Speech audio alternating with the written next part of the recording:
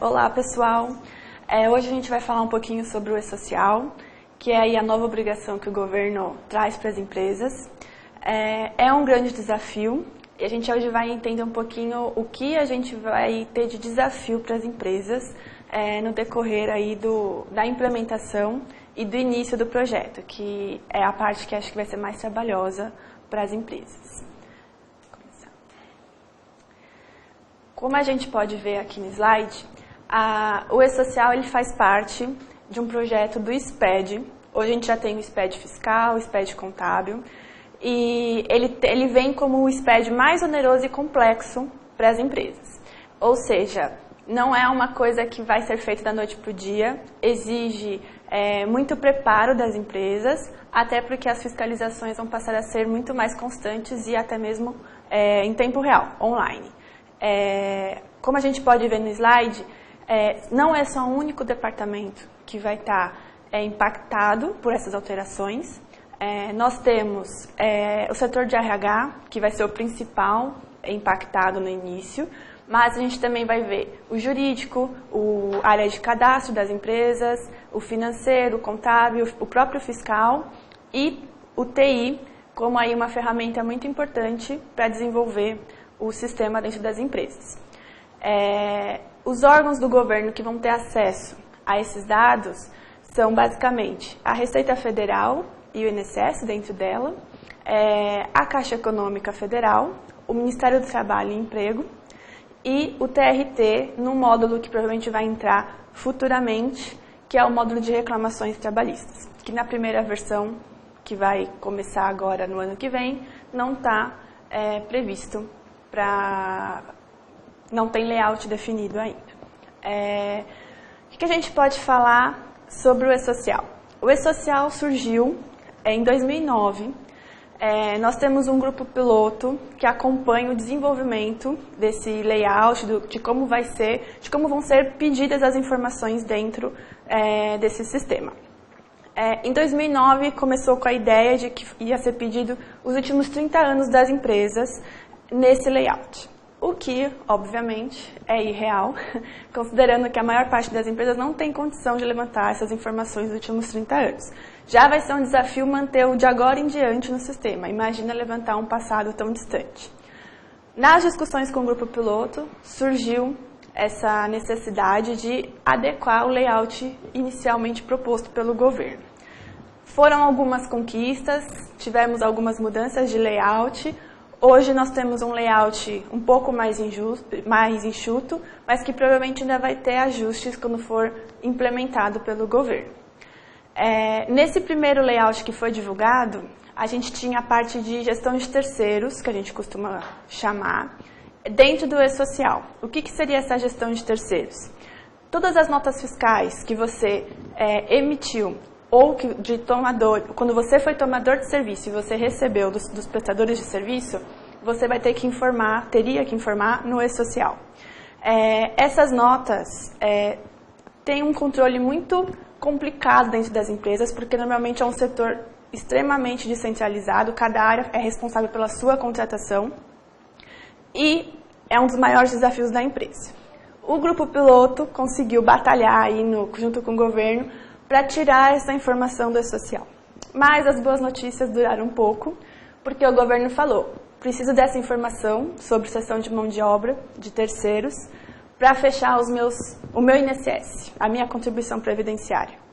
Então ele fez um complemento, ele criou o REINF, o FD REINF, que é um outro módulo do SPED, onde vão ser necessárias algumas informações como a parte de terceiros. Então, o E-Social não vai funcionar sozinho. Ele vai ter um outro bloco, um outro evento que vai fazer cruzamento com ele. A gente vai daqui a pouco analisar um pouco melhor o que é o REINF e trazer mais informações do que será pedido. Vamos lá. Função geral. Qual é o grande plano do governo? Basicamente, transferir a fiscalização que eles deveriam fazer para o contribuinte. Ou seja, o contribuinte vai falar o que ele está fazendo de errado para o governo. E qual é o foco? É arrecadar, como sempre. Ainda mais no universo de crise que o Brasil vem enfrentando, a gente tem esse cenário do governo querendo cada vez mais aumentar impostos e ser mais eficiente na fiscalização e nas autuações. O E-Social e o REINF, eles vão estar no ambiente online, eles vão mandar informações para a DCTF Web. Na DCTF Web você pode ter já um PERDICOMP com informações que podem gerar o processo administrativo, assim como você vai conseguir gerar as guias para pagamento de INSS e FGTS. Ou seja, o que hoje a gente faz em diversas obrigações acessórias e ainda tem muitos passos manuais, você vai centralizar no único sistema que vai te dar todos esses subsídios para você fazer os recolhimentos da sua empresa. Se você não cumprir qualquer um dos prazos ou não conseguir adequar a sua empresa para enviar as informações corretamente, você vai ter um impacto gigantesco aí de autuações. É um projeto que vai exigir das empresas uma mudança de cultura muito grande, uma mudança de processos, principalmente, coisas que hoje, por falta de fiscalização eficiente, você consegue deixar no segundo plano. Com o E-Social, muda completamente o foco. Você vai ter que estar em compliance com a legislação trabalhista e previdenciária.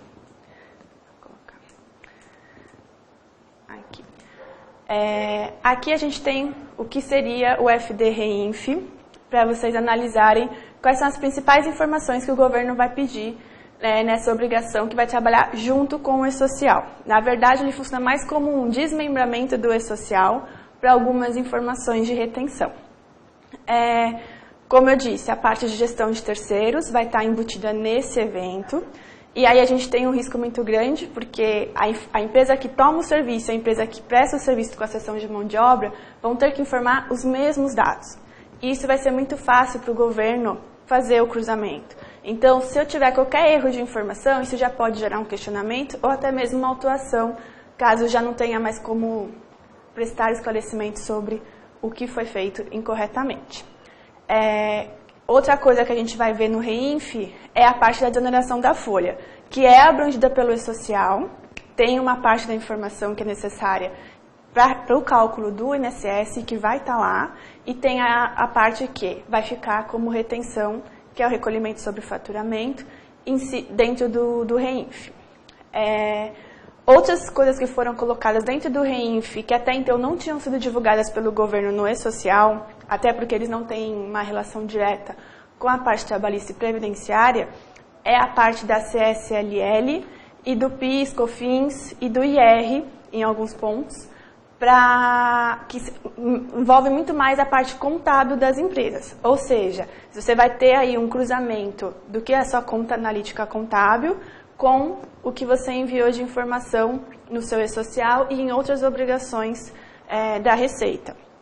Isso aí deixa a empresa muito mais exposta e com uma necessidade de fazer uma gestão aí das informações bem minuciosa, porque qualquer informação que eu mande num SPED que não esteja no outro igual, gera questionamento. Outra obrigação que o REINF ajuda a complementar do E-Social é a DIRF, com alguns recolhimentos do imposto de renda. O E-Social vai estar muito mais focado na parte do empregado e a REINF vem com as outras informações que são exigidas na DIRF. A gente colocou aqui como exemplo para vocês a parte dos eventos que vão vir no REINF. Essa é uma versão beta do REINF, ou seja, ainda não tem nenhum prazo divulgado oficialmente, nem esse layout definitivo. O próprio governo já sabe que isso vai ser necessário passar por ajustes, principalmente no ponto da desoneração da folha, que já sofreram algumas mudanças recentes e que para o ano de 2016 vai ter outro tipo de impacto. Como vocês podem ver, a maior parte das informações girou em torno do que a gente comentou, gestão de terceiros, as retenções, né? Algumas empresas que têm comercialização de produção rural, ou então repasse para clube de futebol, eventos desportivos, que eles costumam denominar, elas vão ter que ter informações também no REINF.